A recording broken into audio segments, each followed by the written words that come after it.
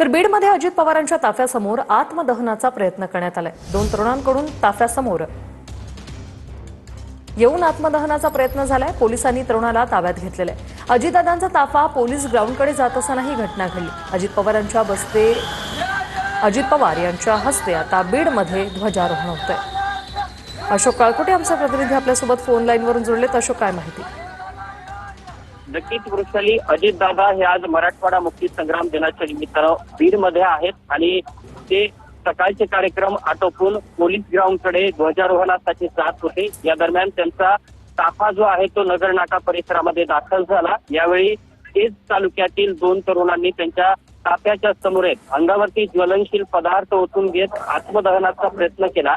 ते संबंधित तरुण जे आहेत ते दोन्ही केज तालुक्यातील कुंभेफळ येथील थोरात नामक आहेत आणि त्यांची मागणी होती की आमच्या गावातील कुंभेफळ या गावातील ग्रामपंचायतच्या कामकाजाचा चौकशी करावी आणि त्याचा आढावा गावातील लोकांना ग्रामसभेमध्ये देण्यात यावा आणि या संदर्भातलं एक निवेदन त्यांनी जिल्हा परिषदेकडे देखील दिलेलं होतं। निश्चित अशोक, धन्यवाद तुम्ही दिलेल्या या माहितीसाठी।